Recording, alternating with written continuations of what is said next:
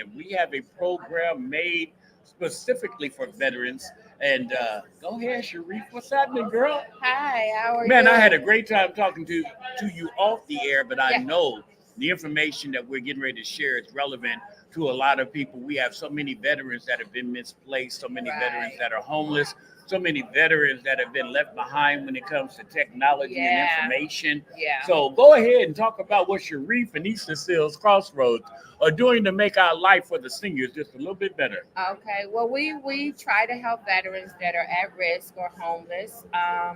We kind of bridge a gap for them. We want them to know that if other agencies can't help them or have helped them, we can also help them to just help them to look at the interviewing process, job leads.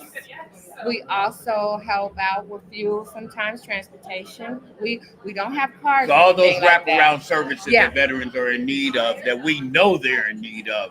yeah. Now, when we start talking about our veteran population, many of them have gone and served their tour of duty and come back. I work with Healthy Minds, Healthy India, as you mentioned, Okay. wraparound programs to make sure we cover all bases. Yes. What is the mental state of a lot of our veterans now? Number one, Mm, the trauma they face going to do their tour, and then the trauma they face when they come back and they can't find these resources that you're talking about. yeah, yeah. It's trauma is It's real. pretty real, and we know that. So we have to treat our veterans a little bit differently than the average Joe. We do our best to assist them if they want the assistance because they're adults. So if they decide that they want us to help them, I'm not laughing, but okay. you talking about two problems in one, man. Because Yeah, adults don't want to be told anything, yeah. and they probably need to be told more than most. Yeah, Yeah. exactly. So we can't force the help on them, but we try to assist them along the way. We have a program here that we work with the homeless veterans. Most of the times, if they are working with agencies in housing, we know that we can sit down and try to help them to do a plan to get a job and retain a job. And not only a job, but I like to say, a job means that's like I'm going someplace from 8 to 5 every day, and I really can't stand it. Right, I like to say, uh, I'm not laying bricks, I'm building a cathedral. right. How do we find and match people with their passion so they don't feel like I'm just getting up going to a job? Because I found that when people are inspired Hmm. about what they do, they just do it better. And That's most true. times people are just trying to get a job to make ends meet, and then that leads to depression, that leads to the Yeah, anxiety, it yeah, leads to some of these other yeah, elements that we talk about but don't figure out how did they get here. yeah. Well, if you get up every day going someplace for 8 hours and you don't like it, You don't like it? Yeah. And a lot of vets that we run into, they are excited about working, but the job most of the time we have full time work that's available, and of course they don't always want to work full time, or if they do, they don't last 6 months. What I do with some of the veterans on my caseload, I try to okay, you've done a month, try to get yourself to at least 90 days.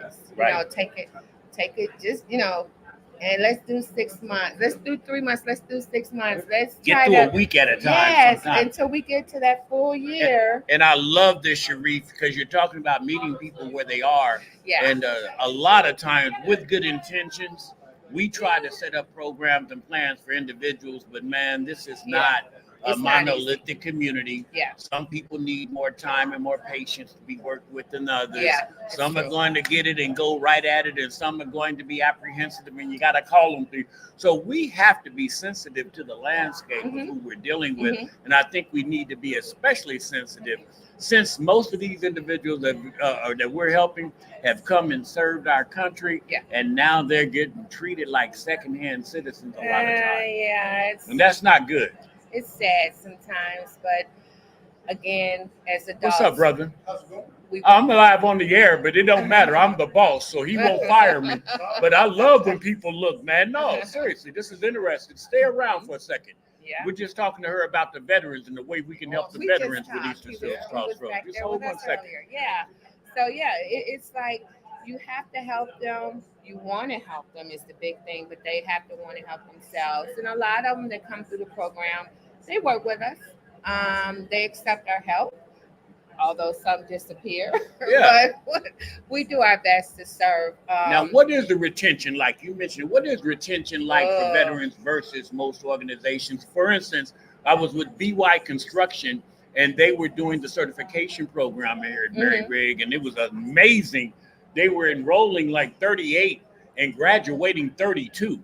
I said, Oh. this is crazy, because in the nonprofit world, if you can retain about 50%, if you, yeah, you are the man or the woman. and we but are less than. What is the retention like for veterans that we try to get into programs and keeping them there? For our particular program, maybe